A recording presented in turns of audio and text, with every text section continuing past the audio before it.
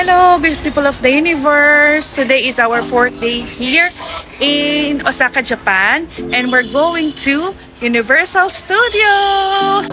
So we're here now in Universal City Station and maglalakad tayo papunta sa entrance ng Universal Studio. Grabe, napakadaming tao.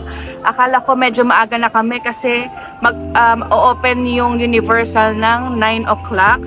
So it's already 9:22. I'm not sure kung may pila, pero nag-book na kami ng our day pass ticket sa Klook.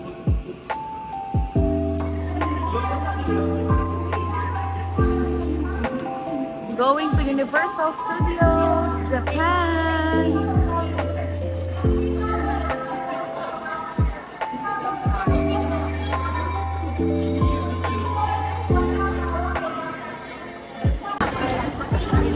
So we're here in Universal Studios. Grabe, sobrang dami ng tao. At hindi ko alam kung makakasakay tayo kasi ang pagkakaalam ko yung Universal Studio Japan, ito yung may pinakamalaking Universal Studios. And lahat ng pila dito nagte-take ng time. So at least sana mga 1 to 2 rides ay makasakay tayo kasi hindi kami magtatagal dito kasi tomorrow is mag-fly na kami pabalik sa Pinas.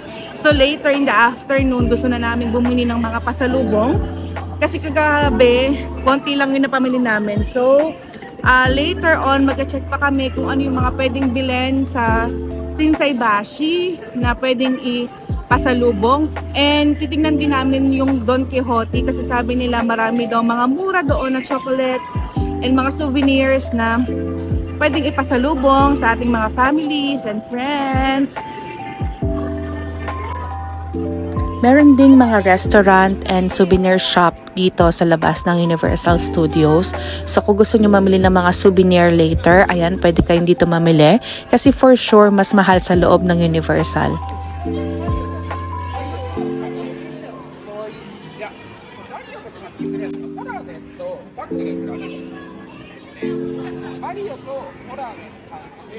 Welcome to Universal Studios Japan! At bago tayo pumasok sa loob ng park, ay magpapapicture muna tayo dito sa Universal Studios Globe.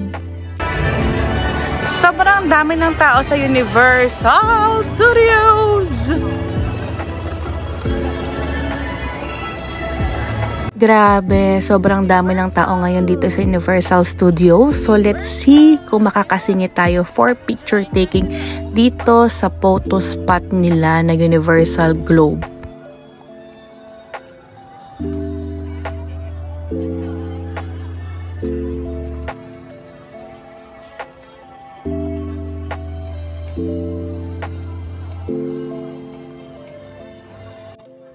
Done with picture taking, so pasok na tayo sa loob. So nakapasok na tayo ng Universal, guys. So kung nag-book kayo ng Klook, diretso na kayo sa may entrance gate. I-scan nyo lang yung QR code sa scanner and then makakapasok na kayo. Pero kung wala naman kayong ticket, pwede kayong pumunta doon sa ticket booth and bumili kayo ng ticket nyo para makapasok kayo sa Universal. Saibi! Ayan, guys. Sa school, lakaran pa lang napakadami ng tao. Unfortunately, meron kami dalang pagkain kasi nga maharli kayo mga pagkain dito. So bago kami pumunta, bumili kami ng onigiri, tsaka cream puff and water. Water lang ang pwedeng pumasok. Any food is prohibited. Ang mahal-mahal pa naman ang mga pagkain dito. Grabe. So check natin mamaya kung makakapag-lunch tayo. Bango ng popcorn. So kung mag-ride. Grabe, sobrang daming tao ngayon dito sa Universal. I think because it's a Saturday and weekend. So syempre, for sure family day yon. Kaya ang daming tao ngayon dito. So let's see kung makakapag-rides ba tayo. Pero for now, eto, lakad-lakad muna kami sa Universal Studios. Since first time ko lang dito at hindi ko pa alam kung ano ba yung mga pwedeng puntahan or pwedeng makita dito. Pero alam ko na ang sikat dito ngayon is Of course, the Harry Potter World, Water World, Jurassic Park, and the Nintendo. May Pokemon daw, te. Ano natin si Pokemon? 10 minutes daw, 10 minutes.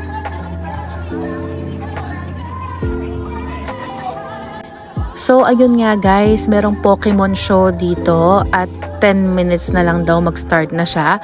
Pero kailangan mo pa rin pumila guys. So, baka later na lang natin panoorin yung Pokemon show.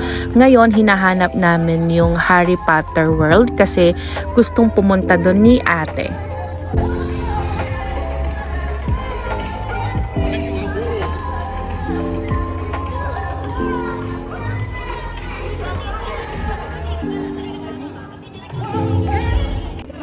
Ayan guys, nakikita ko na yung Wonderland. Sabi sa map, katabi lang yan yung Harry Potter. Magandang pumunta dyan sa Wonderland kung may mga kasama kayong mga bagets. Wonderland! Wonderland!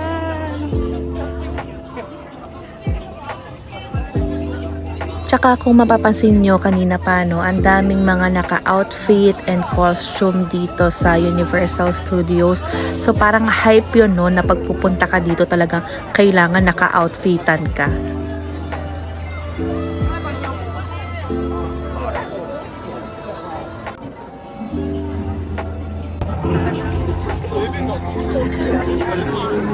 Pupunta na tayo sa Hogwarts, guys. Kailangan nating i-meet si Harry Potter kasi hindi natin napanood yung 7 series eh. First and second series lang. Yung kabuuan hindi na natin napanood. Yan. Tapos bibili daw kasi si Ate Joy ng cape ng Hogwarts. Gusto niya rin maging estudyante sa Hogwarts. Grabe guys, papasok pa lang sa Harry Potter World ay sobrang na-amaze na ako guys. Parang feeling ko talaga is nasa movie ako. Diyan pa nga lang sa alley na yan papunta ay nakita ko nga ang Ford Anglia. Hindi ko na nga lang na-videohan guys kasi ang dami nagpapapicture doon sa sasakyan.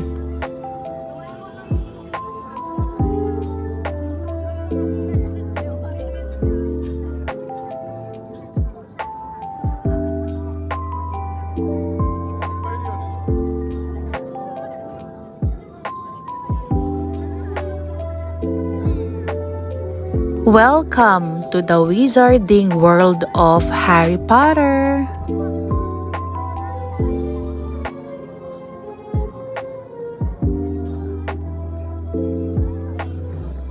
So sa entrance guys, nakikita nyo agad yung Hogwarts Express. So yung Hogwarts Express, iyan yung sinasakyan ng mga estudyante papunta sa Hogsmeade Station. And this is the Hogsmeade Village kung saan nakatira yung mga wizards.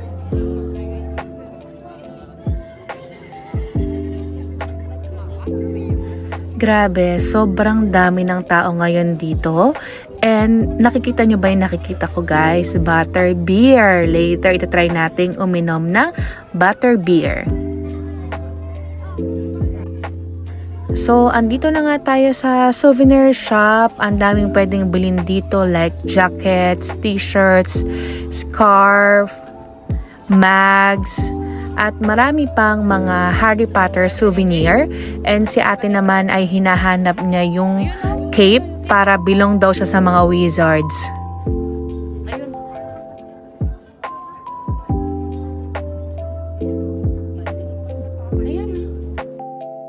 Habang namimili si ate ng kanyang cape, ito itatry naman natin yung butter beer. It's a non-alcoholic drink, so pwede siya sa bata at pwede rin siya sa adults. And it cost 1,200 yen. Kasama po yung souvenir na baso na may nakalagay na butter beer.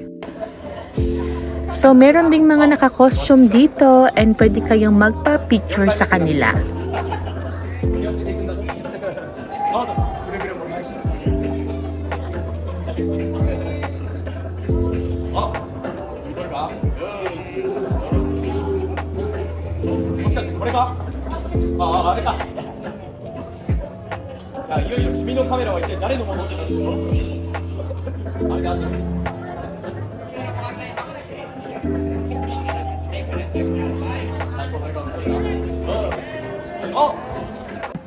Nakikita nyo ba yung hawak nila guys? It's an interactive wand.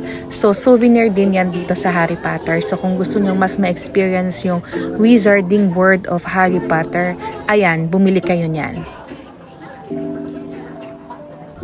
At pag meron na nga kayong interactive wand guys, pwede na kayong mag-cast ng spell dito sa Hogsmeade Village. May mag-a-assist naman sa inyo guys. So talagang mapipil nyo na isa kayo sa mga wizards sa Hogwarts School of Witchcraft. So that's our Harry Potter experience. Ngayon naman nandito kami sa Jaws. Gusto ko sanang magpa-picture dyan guys, kaya lang sobrang haba ng pila. And hindi rin ako sure kung may bayad pa kasi meron silang photographer na nagpipicture. So aside dun sa cellphone na gagamitin mo, meron pa silang photographer. So siguro after that, kung gusto mong bilhin siguro yung picture, no? So meron din dyang ride, kaya lang sobrang haba ng waiting time which is 45 minutes. So eto, lakad-lakad lang kami ni ate at hinahanap namin yung Jurassic Park kasi alam ko malapit lang din dito yung Jurassic Park.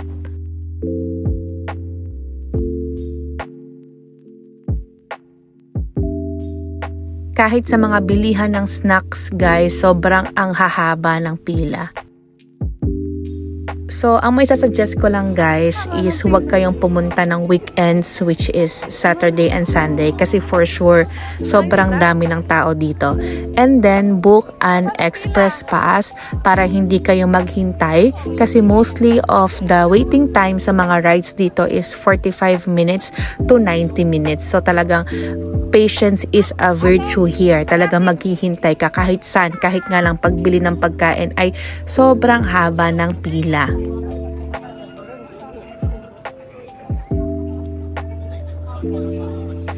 Andito na tayo sa Jurassic Park. Ayan guys, pagpasok namin, merong dinosaur show and hindi ko lang siya masyadong naintindihan kasi nga ang salita is Japanese pero nakaka-enjoy siya.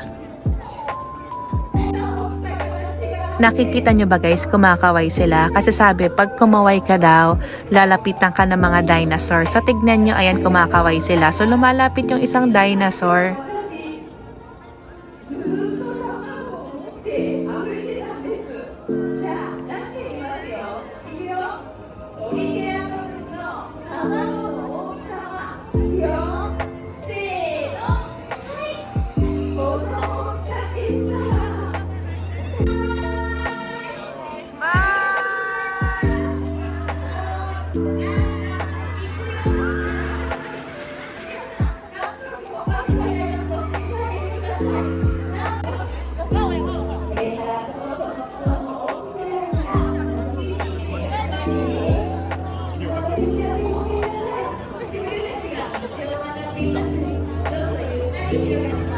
Kanina ko pa ito nakikita guys, sobrang extreme ng rides na to. Hindi ko alam kung ito ba yung The Flying Dinosaur. Sa opposite side ng Jurassic Park is the Nintendo World. Pero guys, kailangan nyong ipabook yung timings nyo kung anong oras kayo papasok sa Nintendo World. So nakatayo kami dito ni ate kasi magkakaroon daw ng parade. So in a few minutes, mag-start na siya. Ayan guys, mag-start na ang kanilang No Limit Parade. I'm so excited. Alam nyo ba guys na sobrang na-LSS ako doon sa No Limit song. Unfortunately, kailangan ko siyang i-mute ng konti for copyright. Enjoy watching the parade guys!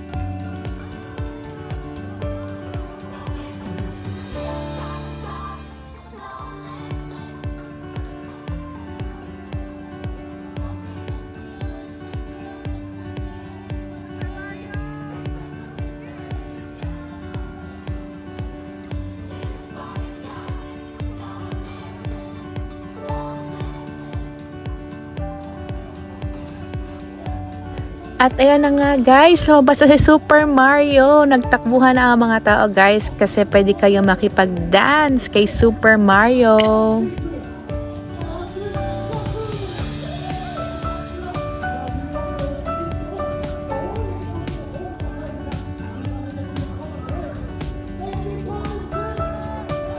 Hindi man tayo nakapag-rides guys, pero sobrang sulit naman yung experience natin dito sa Universal. Especially at nakita natin yung Superstar Parade. And hopefully, sana next time makabalik tayo here with the kids.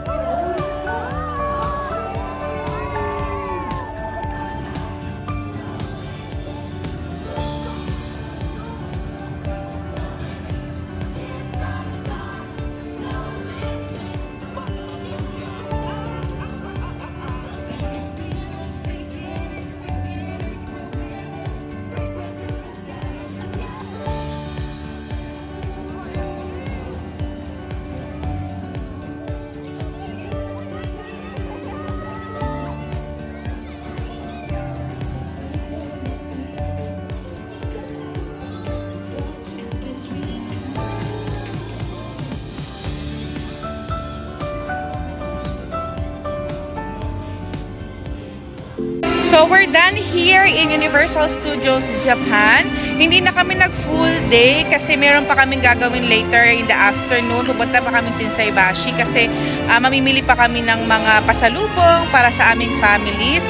And sobrang nag-enjoy ako even though hindi kami nakapag-rides kasi sobrang haba ng pila. Ang waiting time is 1 to 1.5 hour. And sobrang talagang dami ng tao dito. But at least nag-enjoy ako kahit picture taking lang yung pinunta namin dito. Worth it pa din. And sobrang ganda ng parade nila dito. So kung mapupunta kayo sa Japan, please ilagay nyo sa itinerary nyo yung Universal Studios, especially kung families kayo or may mga kasama kayong bata. So that's all for today guys. At kung nagustuhan nyo ang video na to, please like, share, and subscribe. And hit the notification bell para maging updated po kayo sa mga Japan vlogs ko or sa mga future videos ko. Bye!